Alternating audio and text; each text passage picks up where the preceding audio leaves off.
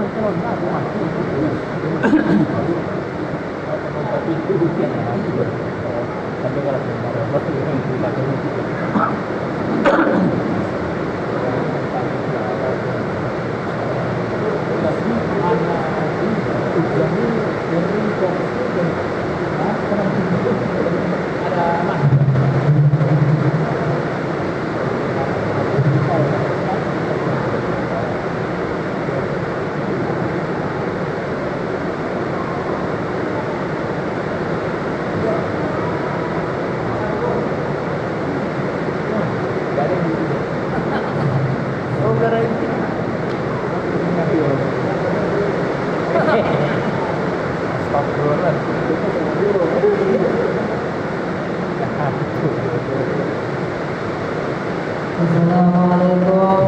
warahmatullahi wabarakatuh.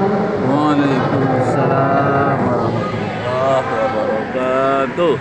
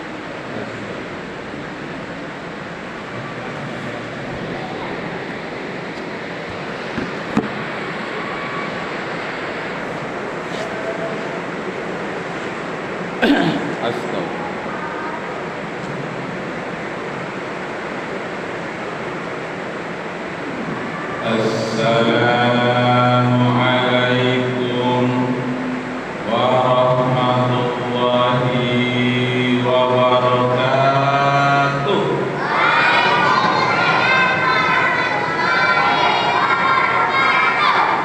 Syukur alhamdulillah kita persembahkan kehadiran Allah Subhanahu wa taala yang telah menciptakan hujan sebagai rahmat bagi sekalian alam.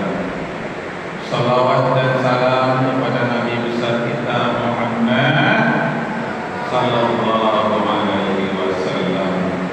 Allahumma salli ala sayyidina Muhammad wa ala ali Muhammad. Masjid kita namanya Nurul Iman, cahaya keimanan.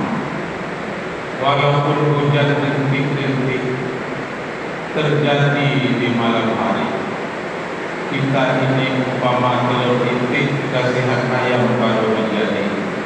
Nah, hujan rintik-rintik kena mic-nya buat nggak apa-apa ya, bisa melawan suara hujan. Tapi kalau tidak ada mic habis suara saya. Karena ada mic, mic-nya yang habis. Alhamdulillah. Baik, Bapak Ibu, kaum muslimin jemaah Masjid Nurul Iman yang saya hormati, kajian kita pada malam hari ini melawan kemalasan, melawan rasa malas. Nah, ada seorang pemuda, itu jangan dimain dulu ya, senternya, jangan dimain dulu. Bahaya, itu ada sinar lasernya, merusak mata. Iya, jadi jangan dimainkan. Tapi kalau di lapangan nggak ada mata orang nggak apa-apa.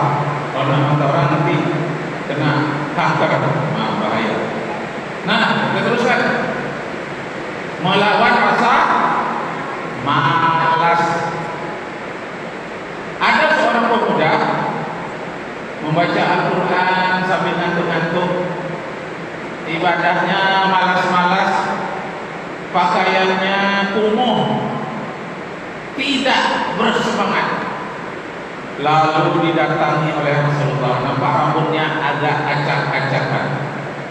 Kata Rasulullah, pemuda, mengapa engkau tetap di masjid? Orang sudah pergi bekerja, kamu masih malas-malasan dalam masjid. Kata pemuda itu, ya Rasulullah, saya banyak hutang, kemudian saya tidak punya pekerjaan tetap, tidak semangat saya mau bekerja. Kata Rasulullah, maukah aku ajarkan kamu satu doa? Doa apa? Doa anti malas. Kalau ada yang malas, sering baca doa ini ya, hilang malasnya. Allahumma inni a'udzubika minal ajzi wal kasali. Ulangi. Allahumma inni a'udzubika minal ajzi wal kasali. Oh, mantap. Artinya dengarkan saja ya. Artinya, ya Allah, aku mohon perlindungan kepadamu dari merasa lemah dan dari sifat pemalas. Jadi bahasa Arabnya pemalas itu kasali. Pemalas apa bahasa Arabnya? Betul, bahasa Arab. Pemalas kasali. Kalau selalu lemas-lemas, lemah-lemah, royo-royo, ajzi. Apa? Maka Rasulullah mengajarkan, ya Allah, jauhkan aku dari rasa lemah, lunglai, dan jauhkan aku dari sifat pemalas. Sekali lagi doanya, Allahumma inni a'udzubika minal ajzi wal kasali. Bisa ya. Pendek kok doanya. Sekali lagi, ikut. Allahumma inni a'udzubika minal ajzi wal kasali. Alhamdulillah. Dihafal terus ya. Ya Allah, aku mohon perlindungan kepadamu dari sifat lemah lunglai dan dari sifat pemalas. Jadi Bapak dan Ibu yang terhormat, bagaimana mengatasi sifat pemalas? Yang pertama, caranya sering ayah dan ibunya memberi contoh yang rajin. Jadi sebagai gurunya adalah ibu dalam rumah tangga. Dalam bahasa Arabnya disebut al-ummu madrasatul ula. Ibu itu adalah madrasah yang paling pertama. Jadi sebelum anak masuk sekolah itu sudah ada madrasahnya. Madrasah ula itu adalah ibunya, baru ayahnya. Ibunya yang melahirkan, yang mengasuhnya, menyuapi, kemudian baru ayah. Jadi yang pertama yang mencontohkan itu adalah ibu. Allahumma inni a'udzubika minal ajzi wal kasali. Nah, pertanyaannya, mengapa orang jadi malas? Ada satu penelitian. Dengar. Satu apa? Penelitian. Satu penelitian. Mengapa suatu bangsa itu maju? Kenapa suatu bangsa itu mundur? Ditelitilah. Yang menelitinya orang Amerika. Namanya Mitch Leland. Mitch Leland. Tulisannya Leland. Bacanya Leland aja. T-nya tinggal. Mitch Leland. Apa katanya? Suatu bangsa itu menjadi maju pertama apabila apabila dia tidak pemalas. Nah, jadi walaupun dia tinggal di daerah sempit dan sulit, kalau dia rajin, bangsa itu akan maju. Jadi hilangkan sifat pemalas. Tuh. Yang kedua, ada lagi penelitian yang lain mengatakan suatu daerah itu maju kalau dia tidak makan nasi. Kalau dia makan nasi, itu dia pemalas, lambat majunya. Tapi dibantah orang. Oh, kalau makan nasi suatu negara itu dia lambat maju. Kenapa? Harus disiapkan sambelnya, harus disiapkan ulamnya, harus disendokkan lagi dalam piring, pakai sendok, direbus lagi, dicampur banyak rempah-rempahnya. Jadi lambat baru bisa dimakan itu nasi, nggak bisa dimakan langsung. Sehingga orang yang makan nasi lambat majunya. Tapi kalau makan roti enggak, ada roti langsung dimakan. Enggak perlu dengan banyak-banyak lagi persiapan, enggak perlu pakai sayur, enggak perlu pakai apa, langsung dimakan. Praktis, ringkas sehingga bekerja bisa cepat.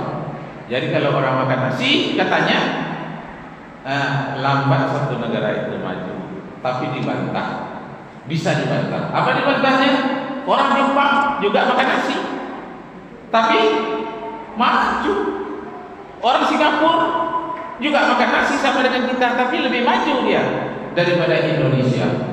Nah, kalau gitu masalah makan masih bisa dibantah.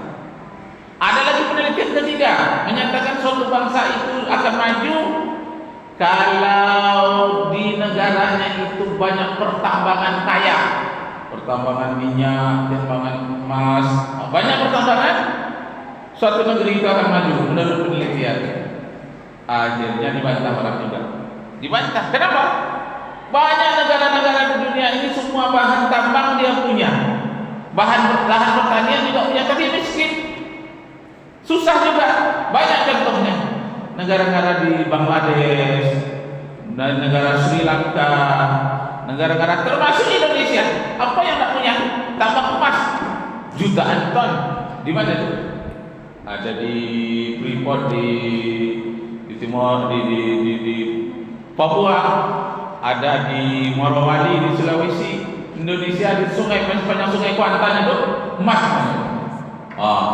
Banyak emasnya. Nah, tapi apakah Indonesia kaya? Tidak. Nah, kalau begitu masih bisa dibantah. Kalau soal tambang emas, ada lagi yang mengatakan karena negerinya letaknya di pinggir laut, mudah kapal-kapal asing masuk.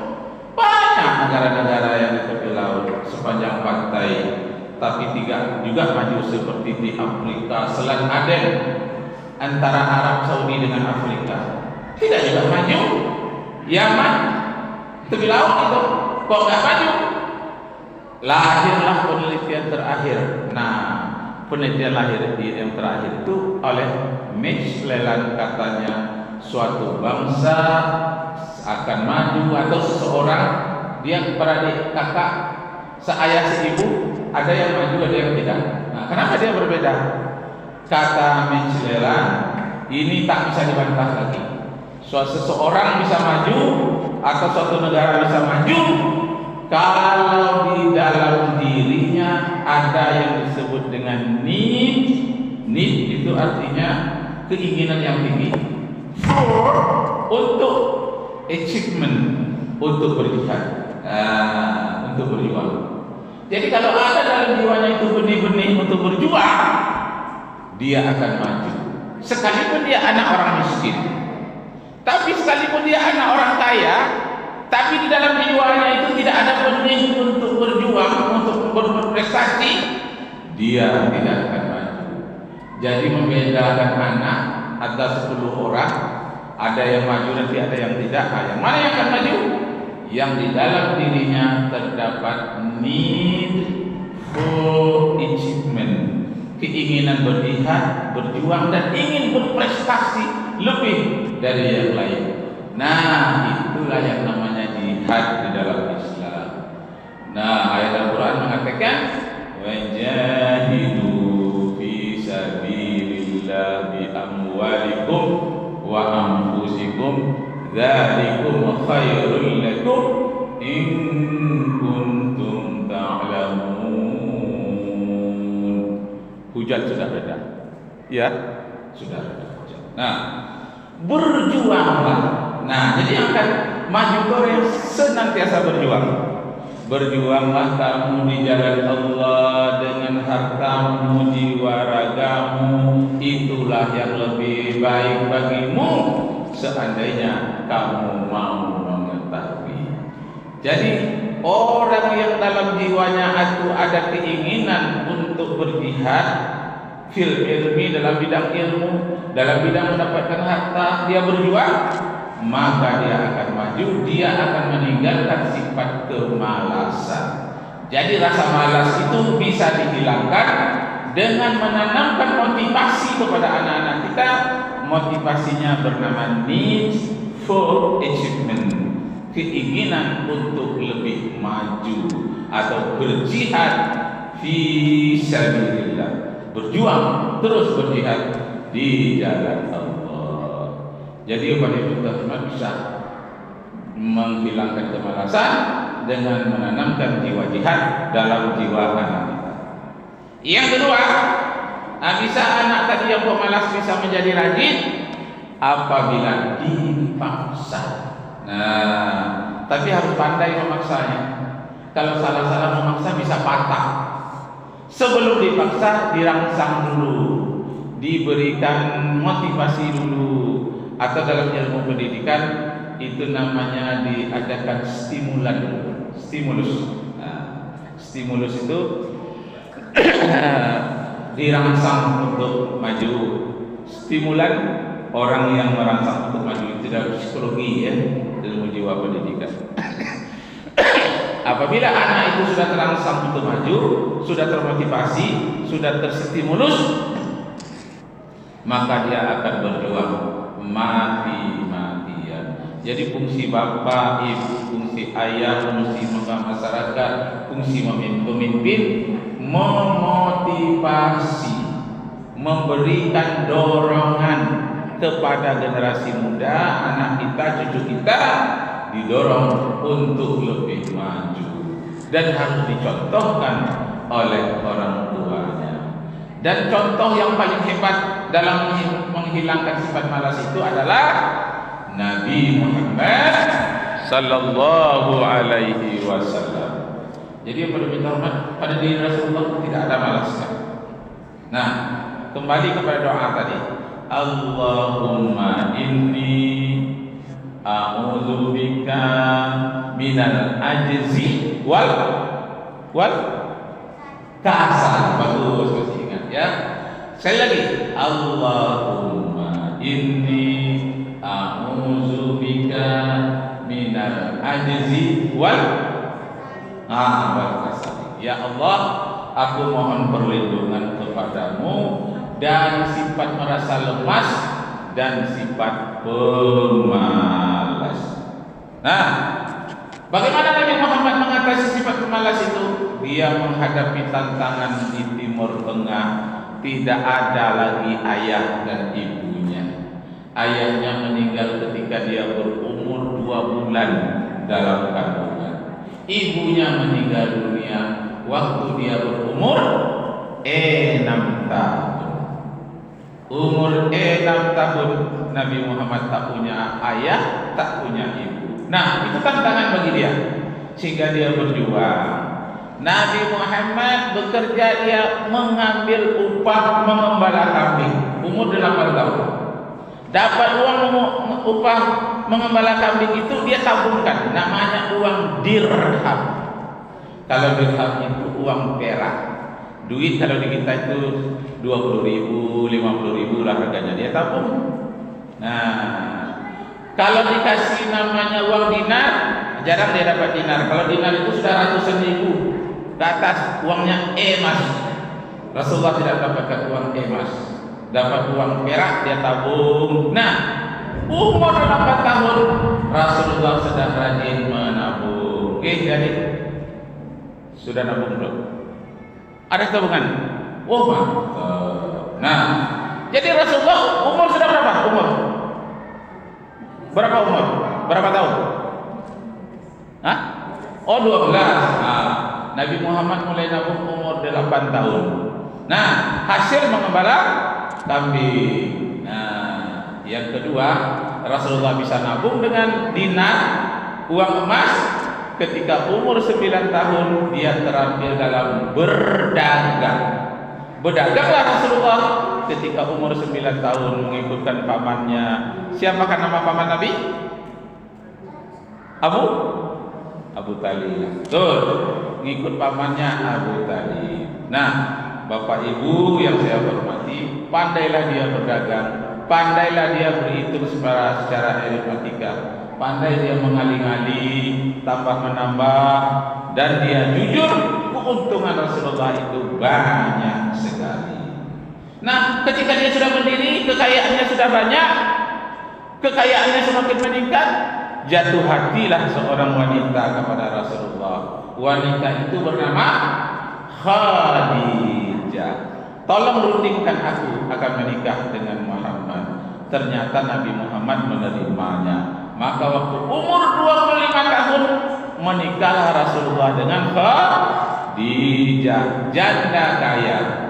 Nabi Muhammad sudah kaya juga, Siti Khadijah dia orang kaya juga, semakin bertambahlah kekayaannya.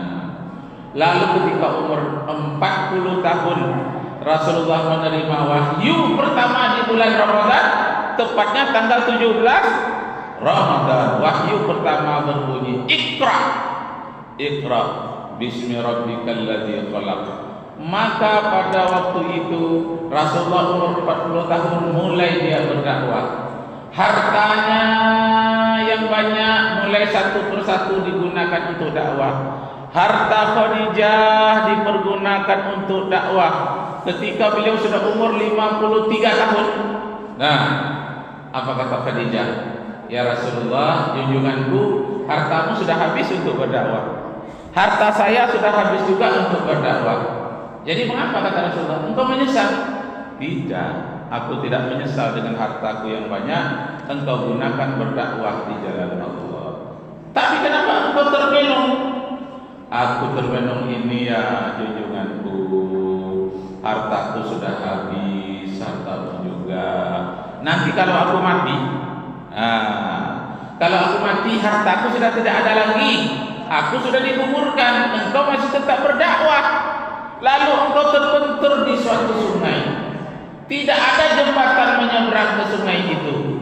Kalau masih ada tulang belulangku dalam kubur, bisa engkau manfaatkan untuk jadikan jembatan untuk sampai seberang. Ambillah tulang belulangku agar engkau sampai ke seberang untuk mendakwakan kalimat Allah di muka bumi. Nah, Rasulullah pun menangis. Khadijah juga menangis. Katanya, wahai istriku, begitu tulusnya engkau mengikuti dakwah yang aku jalankan, diperintahkan dengan oleh Allah. Apa kata Khadijah?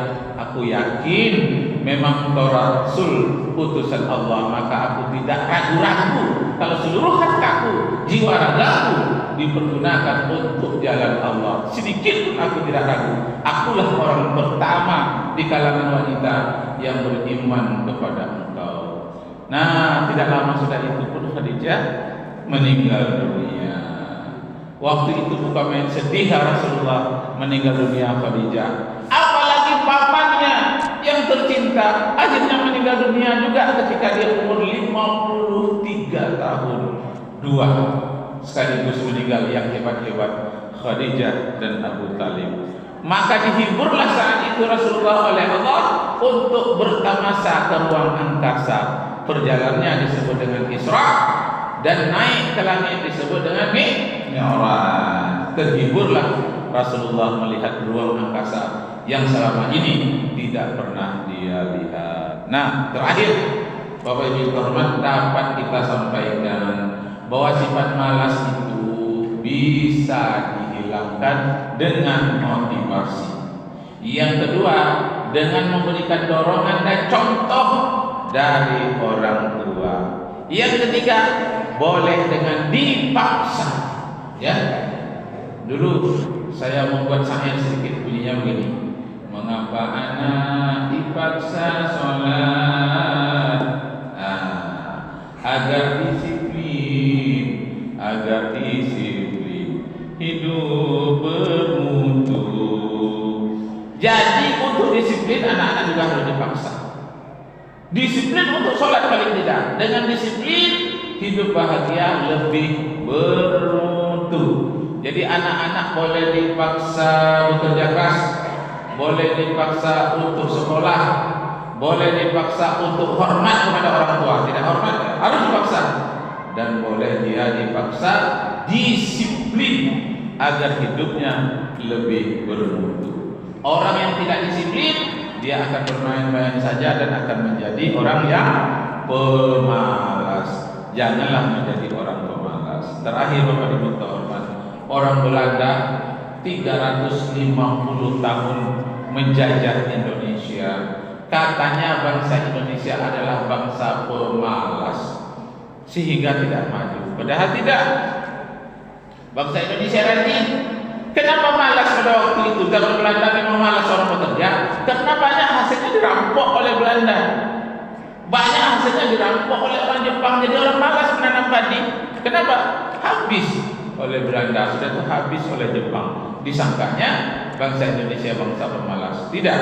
Bangsa Indonesia adalah bangsa yang rajin.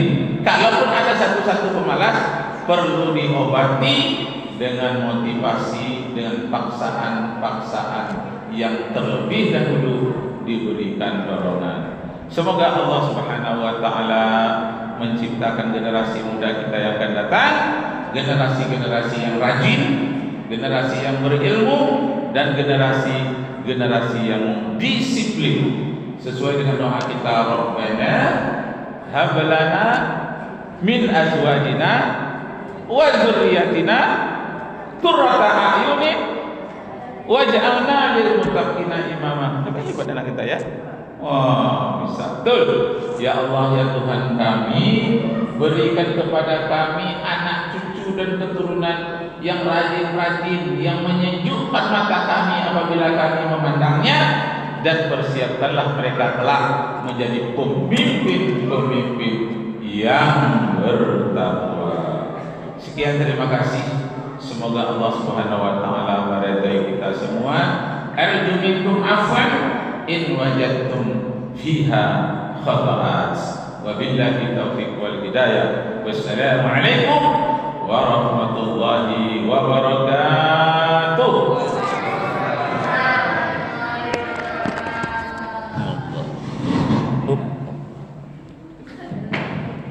Tadi hujan Pak ya? Wah, udah. Terima kasih kita berdoa kepada Allah Subhanahu semoga apa yang Oh iya. Oh amin. kita semua acara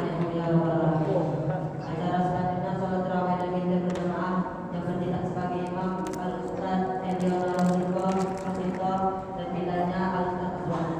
Demikian acara kita pada malam hari. Saya sebagai ketua mohon maaf jika ada kesalahan dan kekurangan. Bila itu hidayah. Assalamualaikum Warahmatullahi wabarakatuh. Astagfirullah.